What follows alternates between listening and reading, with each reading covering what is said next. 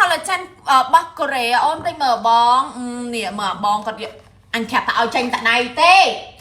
ấy mà kẹp po anh ngày tranh tại đây nè bong nè kia nè để quát hồi chụp